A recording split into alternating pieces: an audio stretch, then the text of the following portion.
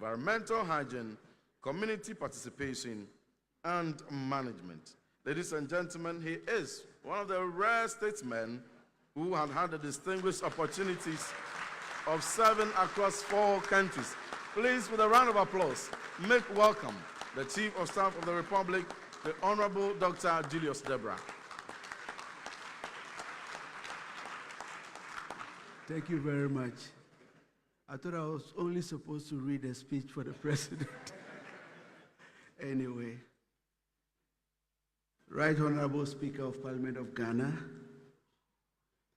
Honorable Speakers of Sister African Parliament, distinguished members of Parliament and parliamentary delegates, members of our Council of State here present, our revered National House of Chief Members and Queens, our leaders of faith-based organizations here present, led by Archbishop Nicholas Duncan William, and Apostle General. I acknowledge all of you. Excellencies, distinguished guests, ladies and gentlemen, it is a privilege and honor to join you this morning on behalf of His Excellency John Dramani Mahama, who extends his warm greetings and best wishes to all delegates gathered for this important conference.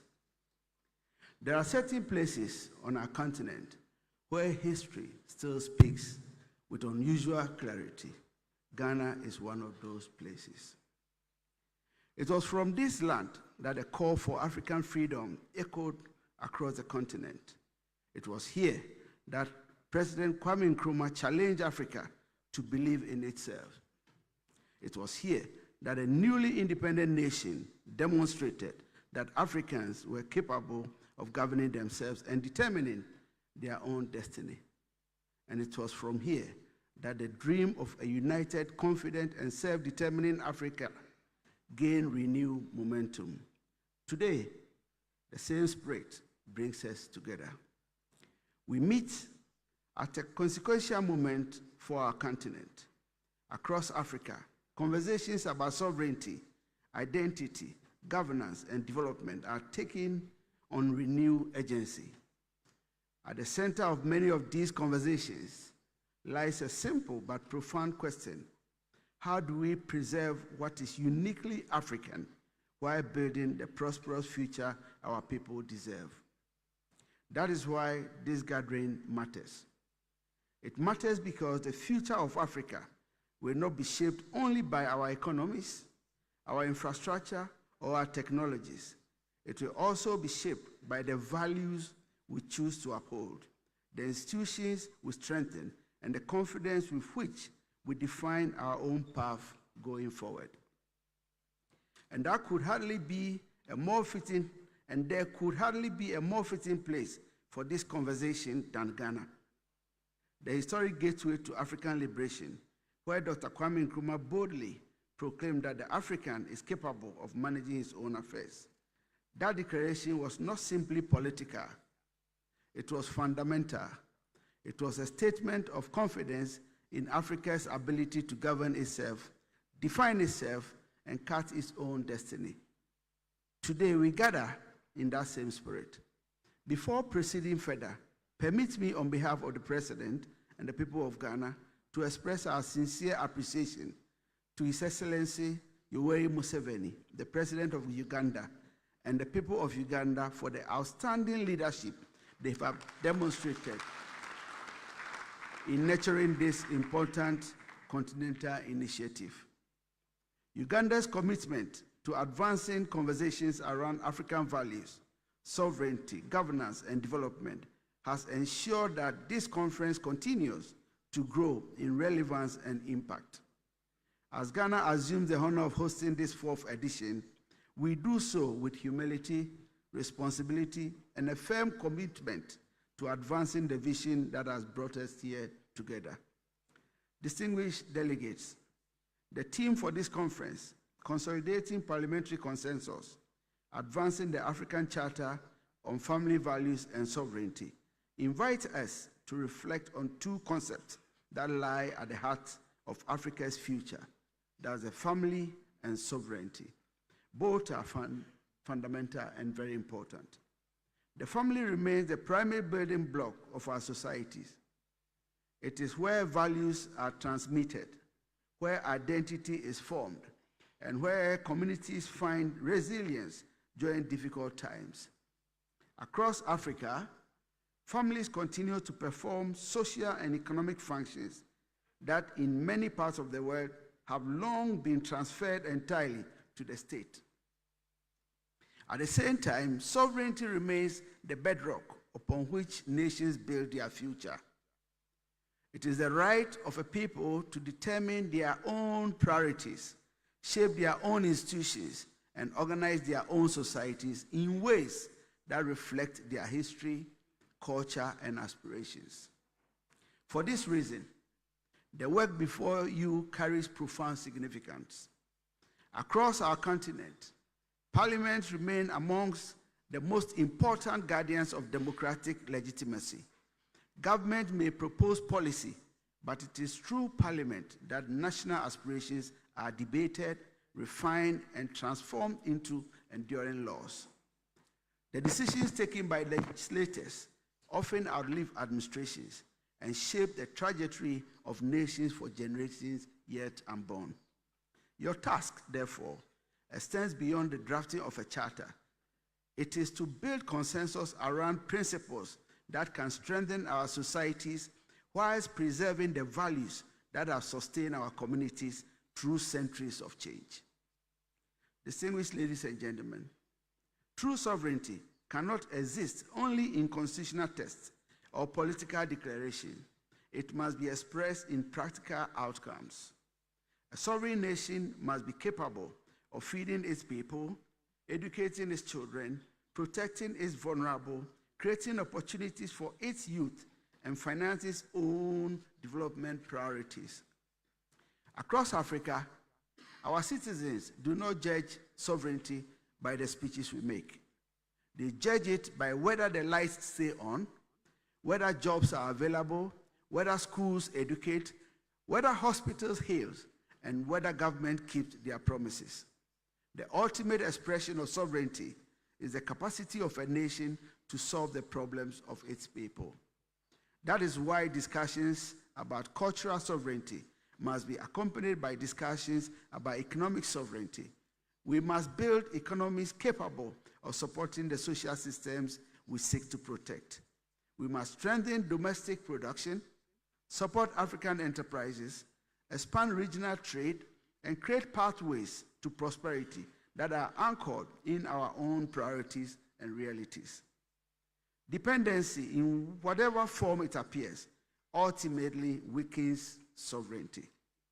Distinguished delegates, as we discuss family values, we must also acknowledge the ideological and cultural debates taking place across the world today. Africa does not fear engagement with the world. We welcome dialogue, exchange, and cooperation, but engagement must never come at the expense of our right to redefine our own social and cultural norms. Many Africans continue to hold deeply rooted beliefs regarding marriage, family formation, parenthood, and community life. These beliefs are products of centuries of life lived, experience, cultural evolution, and spiritual convictions. Our responsibility is not to dictate how others should live. It is to ensure that our own laws, educational systems, and public institutions remain reflective of the values and aspirations of our societies. We preserve those values through strong families, responsible leadership, and institutions that reinforce social cohesion and national identity. Honorable delegates, allow me to anchor these principles within the Ghanaian experience. Our social fabric has been shaped by generations of communal living, mutual responsibility, and respect for traditional authority. The National House of Chiefs, Queen Mothers, faith leaders, and community elders continue to play an indispensable role in preserving social stability and transmitting values across generations. Their contributions remain vital in an era of rapid social and technological change. Preserving culture requires more than rhetoric. It requires policy to back it up. It means supporting indigenous languages, investing in our creative industries, empowering traditional institutions, and ensuring that the next generation grows up with a strong sense of identity and belonging. Cultural confidence must be cultivated intentionally. Ladies and gentlemen, we must also confront the economic pressure facing African families today. Rapid urbanization, changing labor markets, and rising living costs have placed enormous strain on households across our continent. Family-centered policies must therefore become a priority for governments. This means strengthening social protection programs for vulnerable households. It means supporting maternal and child health. It means expanding opportunities for decent work. And it means pursuing economic strategies that allows families to thrive together rather than forcing separation through hardship and migration. Strong families are built not only on values, but also on opportunity. Honorable members, aspirations alone do not transform societies.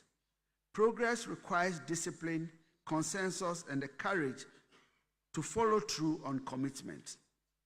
That same principle applies to work before this conference.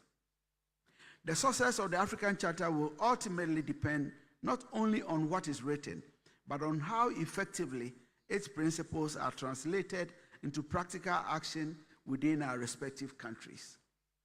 The true test of leadership is implementation. Distinguished delegates, we cannot discuss the future of African family without speaking directly about the African youth. Our young people are growing up in a world where information moves instantly across borders and where competing ideas are only a click away. The answer is not isolation. The answer is confidence. The greatest threat to African values is not technological nor globalization. It is hopelessness. A young person who sees opportunity in their own country becomes a stakeholder in the future of his country. A young person who sees no future becomes vulnerable to every form of disillusionment. Our ultimate defense of African values lies in our ability to provide quality education, create dignified jobs, expand economic opportunities, and ensure that every young African can see a future worth believing in. When young people believe in their future, they become the strongest custodians of their society's value. Distinguished ladies and gentlemen, let me conclude with a message to our friends and partners around the world. Africa remains committed to international cooperation, mutual respect, and constructive engagement. We value partnerships that advance development, peace, and prosperity. But we also affirm a simple principle: Africa must retain the right to shape its own future. Just as we respect the sovereign choices of others, we expect our own choices to be respected. The strength of the global community lies not in uniformity, but in mutual respect among diverse people and cultures. Distinguished delegates, history will not judge us by the resolutions we pass alone. It will judge us by whether we had the courage to preserve what is valuable, the wisdom to reform what must change, and the confidence to define Africa's future on Africa's own terms. Our continent does not lack talent. It does not lack resources. It does not lack conviction.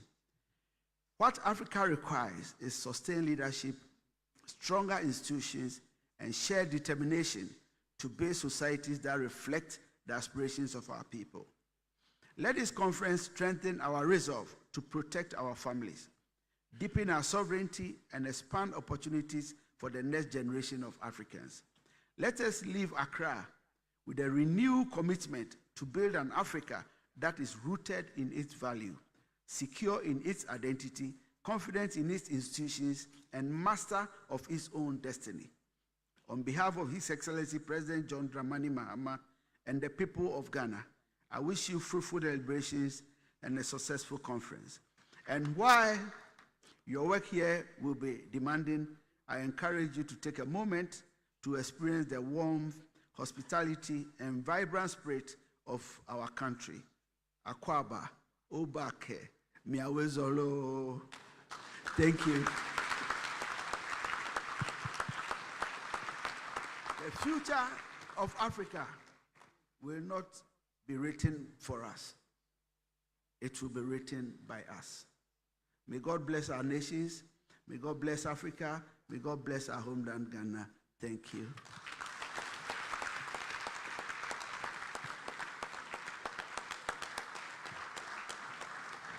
A round of applause for the Chief of Staff of the Republic of Ghana, the Honorable Dr. Julius Debra, for the very bold statement.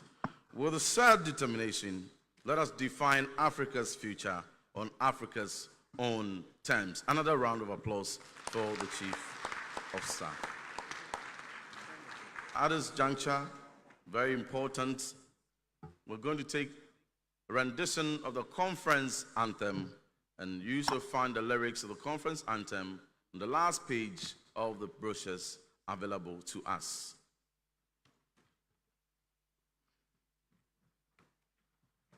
Let us invite the only official parliamentary choir, the Voices of Democracy, as we take the anthem. Oh, Esther Addo. Let us receive with a round of applause Esther Addo as she leads us to take the conference anthem. Please, with a round of applause. Let us all humbly rise as we take the conference anthem. The Right Honorable Speaker, delegates of the Parliament of Africa,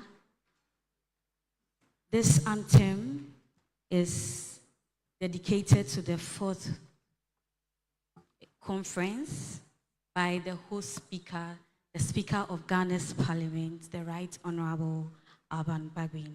He hopes that every one of us embraces this anthem and own it. Thank you.